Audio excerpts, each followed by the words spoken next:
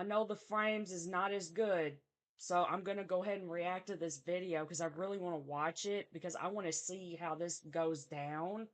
So I'm gonna go ahead and play the video and I'm gonna watch it. I want to see it. So y'all gonna have to bear with me because my computer's not the greatest right now. So let's watch it together and see how this goes.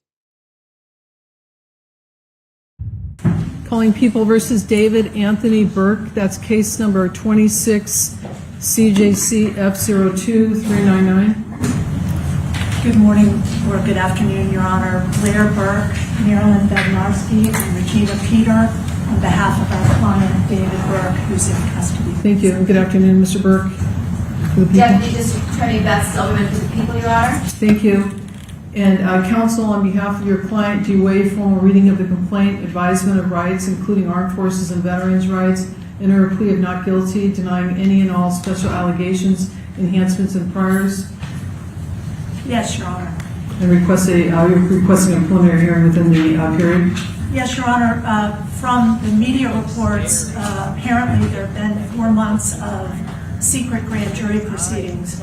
We believe that Mr. Burke is entitled at the earliest opportunity to an open preliminary hearing and the proceedings not be done in secret. So we are asking for a preliminary hearing to be set at the earliest possible date on the 10th day. Your Honor, we believe the actual evidence will show David Burke did not murder Celeste Rivas Hernandez, nor was he the cause of her death. And we would like to be able to have the evidence come into the light of day at the earliest opportunity in order to establish that. We're asking for April 23rd as a 3 of 10, Your Honor. Anything from the people? We'll be very happy to put on the evidence that we've collected in this case in the last several months.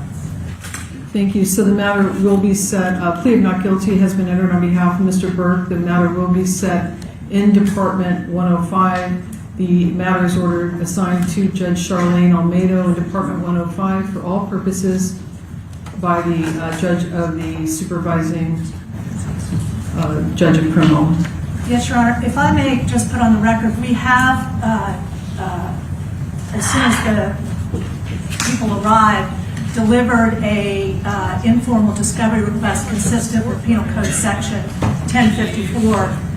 We have been given almost no discovery thus far. We've received a 3-page follow-up report, no autopsy report, and a copy of the complaint. And we would ask the people respectfully to produce discovery at the earliest opportunity.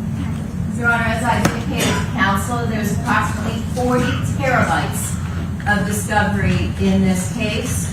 Moreover, in order to obtain the transcripts from a grand jury investigation, counsel has to file a motion. She knows the way the system works.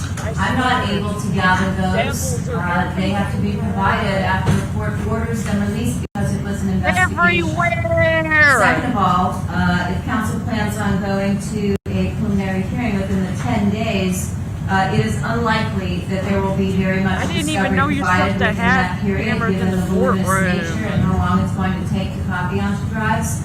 In addition to that, the coroner's report was sealed in this case in order to prevent it from hampering truthful testimony from witnesses that testified at the grand jury. So an order will also have to be obtained in order to get the coroner's department, which is now the medical examiner's department, to release those materials.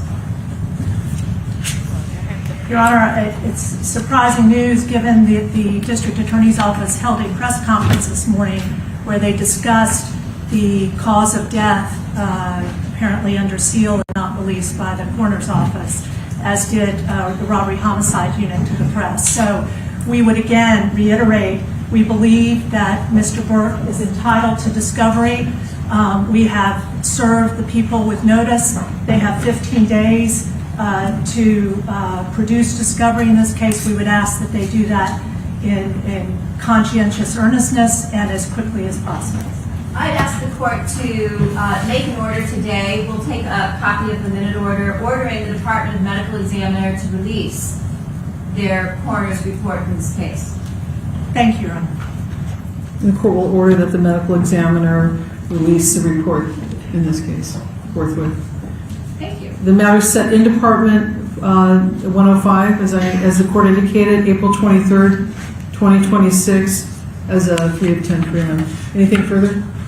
No, not at this time. Bail to stand at no bail. Thank you. Thank you, Your Honor.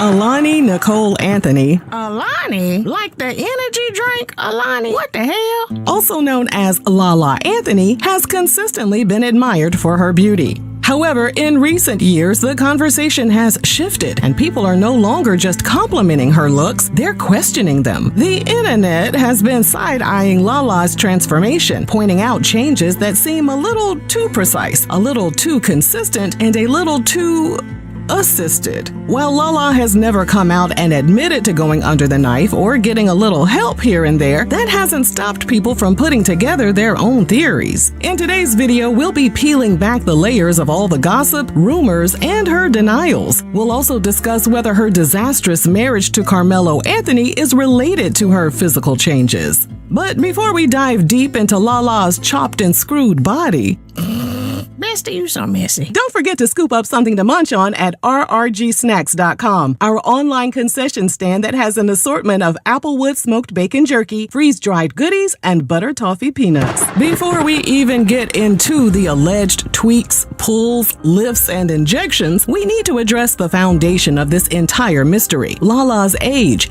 Because the confusion about how old she actually is has been a conversation all its own for years. According to her Wikipedia page, her birthday is listed as either June 25th, 1982 or June 25th, 1979. A People magazine article from February 2010 listed her as 30 years old, which would place her birth year in 1979. But then other sources have tried to sneak in 1981 or 1982 like nobody was going to notice.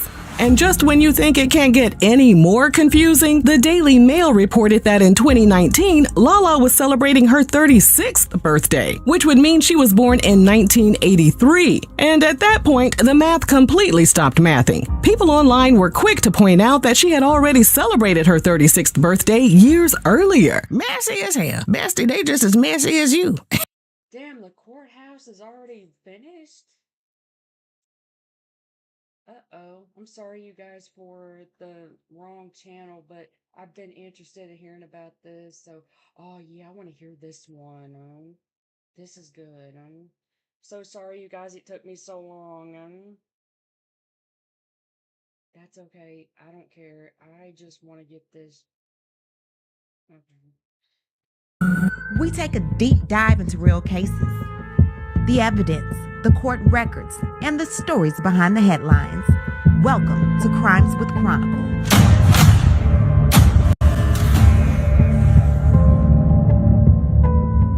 Now, last week we revealed that David Anthony Burke, also known as D4VD, was arrested on suspicion of unaliving in connection with the death of Celeste Rivas Hernandez.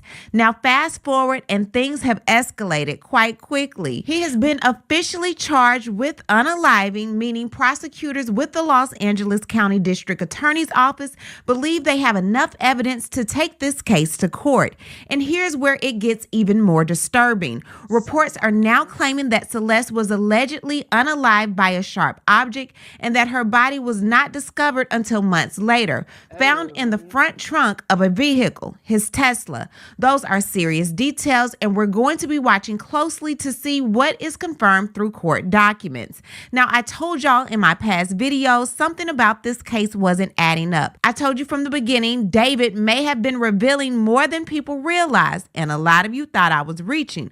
But now people people are going back and re-examining his music. There's an interlude where you can hear a female's voice. Many are saying sounds very similar to Celeste, talking about how they met, almost like it was fate. She even referenced what sounds like an invisible string theory, like they were always meant to cross paths. I got a question for you now. Okay. Why do you think we met? Yeah, why do you think we met? Well, I think personally, have you ever heard of the invisible string theory?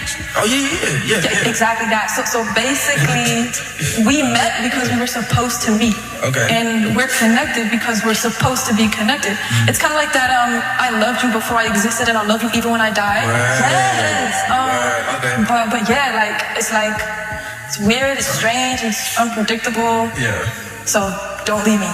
Please. Okay. All right. Now, I broke all of this down in a video I uploaded November 21st, and we spoke about a video that he uploaded to his YouTube channel just 2 days after Celeste was unalived. It's entitled, Is This Really Love? Let's go back and listen to a flashback. So in this video, it looks like he's watching different videos of him and this Celeste lookalike and the different evil things that, quote, a Tommy did. There's no Celeste lookalike featured in this video because obviously by April 25th, she was gone. In this song, he says, you got somebody else to take my place. You did it the wrong way. After all I did for you, you said that you never meant to hurt me, but baby, I know this is how it goes. And if there's a world where you're not leaving, then darling, I need to know. It starts raining in a room. He's going through, and then all of a sudden you see these red strings. Red freaking strings. Then look who's sitting on the bed with blood everywhere amidst the red strings. That damn Tommy. Telling my view on what the invisible string theory is, or the scarlet string, or the whatever. This is so many different names. Is that for like it. that? Is it also connected to like the rope that's around? Yes, in the in the music album video? cover, I'm covered in this string, which is representative of the invisible string theory. But throughout the entire project, I wanted everything to feel connected. I wanted everything to feel holistic and have a through line that everybody could understand. And with the interlude, it's kind of explaining from my perspective how it was taught to me, because that's a real conversation that happened. And the irony of it was that person that was saying, I love you, she's not in my life anymore. That's what I'm talking about. Okay. All right. Now that was uploaded April 28th, and he said the person saying that is no longer in his life. Now take a listen to this. On April 23rd, 2025, as been alleged by the complaint, Celeste, a 14-year-old at that time, went to Mr. Burke's house in the Hollywood Hills. She was never heard from again. On September 8th, 2025, as alleged in the complaint, Miss Celeste's remains, her dismembered and decomposed remains, were found in 2 bags inside of a front trunk of a car registered to Mr. Burke. Oh, I'm not done yet. Let's go back to my video from November 21st, 2025. So it's like people say that the string can't be cut and the connection cannot be severed, but I feel like it can sometimes. And that's why I wanted to put, Afterlife and all these songs that feel like endings and conclusions and goodbyes on the project to kind of solidify that message of this is the end of something, not the beginning.